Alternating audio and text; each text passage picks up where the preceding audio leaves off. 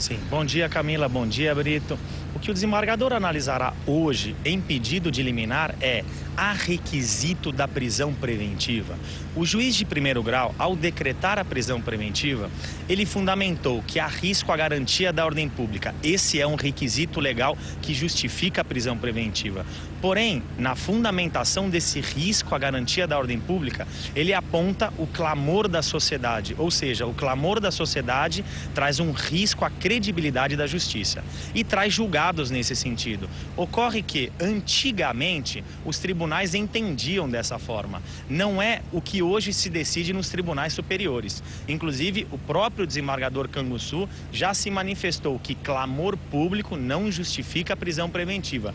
Da mesma forma, também se manifestou o ministro-presidente do Supremo Tribunal Federal, ministro Gilmar Mendes. Agora, um ponto importante é, será que ele decidirá com razão? Com razão, não há requisito de prisão preventiva, mas muitas vezes um magistrado deixa a razão de lado e julga com um pouco de sentimento, com um pouco de emoção. Foi o que fez o julgador Dr. Fossen. Sim, ele pode prestar, e o que nós temos na nossa Constituição, Brito, é o princípio da presunção de inocência. Ou seja, ninguém pode ser considerado culpado até uma condenação. Dessa forma, ele pode prestar e pode passar e entrar na autoridade como delegado. Sim, Brito, ele é um homem técnico, ele já deu um indicativo no momento em que ele revogou a prisão temporária. Ou seja, naquele momento ele já havia demonstrado que não havia requisitos legais, nem para prisão temporária e nem para prisão preventiva. O que será analisado por ele hoje, nesse pedido de liminar, é se daquele momento para agora, novos indicativos que justifiquem a prisão preventiva passaram a existir. O que houve de mudança nunca houve o clamor público como dispositivo legal, Brito, mas o que havia era uma interpretação da garantia da ordem pública. Essa interpretação é que foi modificada pelos tribunais. Hoje se entende que há um risco da garantia da ordem pública quando aquela pessoa posta em liberdade pode trazer um risco à sociedade, ou seja, aquela pessoa é uma pessoa violenta. E para se considerar uma pessoa violenta, essa pessoa tem que ter condenações anteriores. Não se pode considerar esta pessoa violenta nesse momento por esse fato. Por quê? Porque não temos condenação nesse caso. Essa é uma interpretação jurisprudencial a respeito da ordem pública. Sim, hoje, Brito, não é o habeas corpus, o mérito do habeas corpus que será julgado. Hoje será julgada a liminar, ou seja, aquele pedido de urgência. É um desembargador, é o Canguçu, que analisará a liminar. Em seguida, o Ministério Público dará manifestação, nós chamamos de parecer do Ministério Público, favorável ou não à revogação da prisão preventiva. E em seguida, um colegiado de desembargadores. São 3 desembargadores que vão julgar definitivamente esse habeas corpus perante o Tribunal de Justiça. Isso significa que, se hoje, em liminar, ele decidir pela revogação da prisão preventiva, daqui a alguns meses, quando for julgado o habeas corpus, se os outros 2 desembargadores votarem contra ele, ou seja, eles voltam à prisão.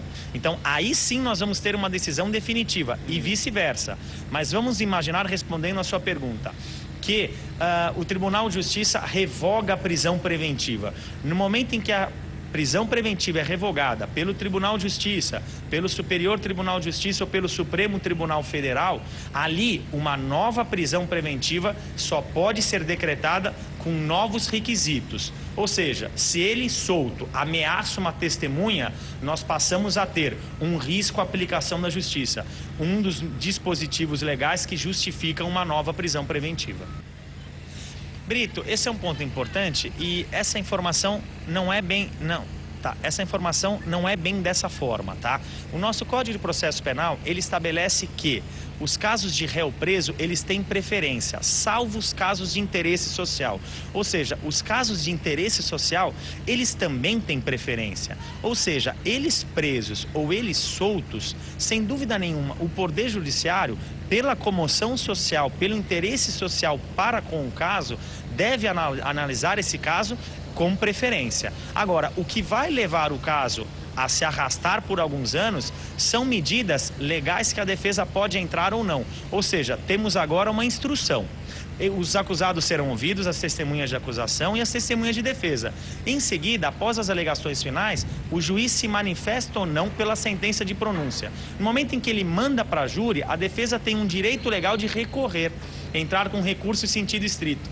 Esse recurso em sentido estrito demora para ser julgado pelo Tribunal de Justiça de 3 a 4 anos. Ou seja, se a defesa não entra com esse recurso, esse júri ocorre em meses. Se a defesa entra com esse recurso, isso depende da análise do Tribunal de Justiça. Ou seja, pelo interesse social, pelo interesse que esse caso leva, o Poder Judiciário deve analisar tanto a decisão de primeiro grau como a instrução, como a análise de um eventual recurso em sentido estrito, rapidamente.